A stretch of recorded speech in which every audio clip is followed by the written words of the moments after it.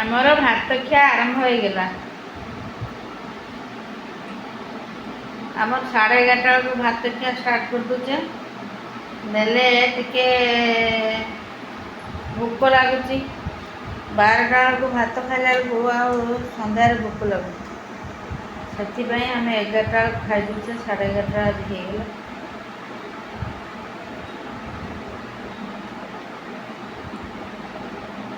ତାପରେ 4ଟା ବେଳକୁ ମୁଢ଼ି ଖିଆ ହେବ।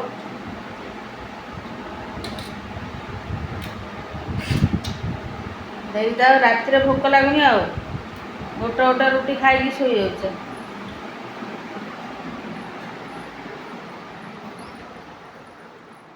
ଗୁଆ ଗୁଡ଼ା ଆମର ଲଗା ହେଇଛି।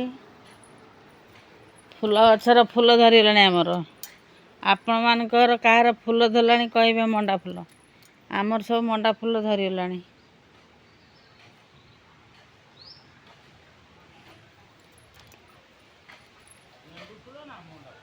ଆଉ ଗେଣ୍ଡୁ ଫୁଲ, ଆଚ୍ଛା ଗେଣ୍ଡୁ ଫୁଲ ଧରିଗଲାଣି।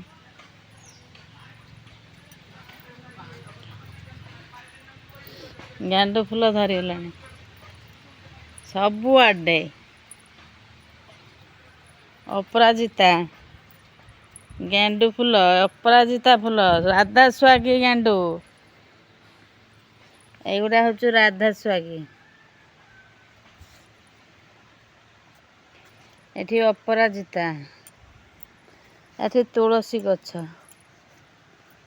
ଏଠି ଅଛି ଗୁଣ୍ଡି ଟଗର, କୁନୁ କୁନୁ।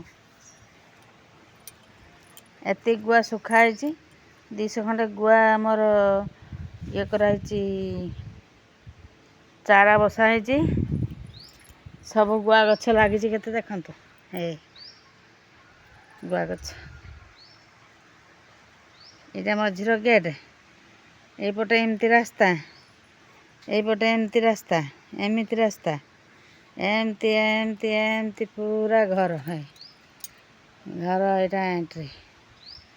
ଗୁଆ ଗଛ ମୁଁ ଗୁଆ ଧରିଛି। ଏଥର ଗୁଆ ଭଲ ହେଲାଣି। ଏଇଟାରେ ଗୁଆ ଧରିଛି। ସେଠି ଗୋଟେ ଗଛର ଗୁଆ ଧରିଛି। ସେଇଟା ଟିକେ ବଡ଼ ବଡ଼ ହେଇଛି। ଏଇଟା ଜମାରୁ ହଉନି। ଏତିକି ଗଛ ଗୁଆ ଗଛ ଲାଗିଛି ଆମର।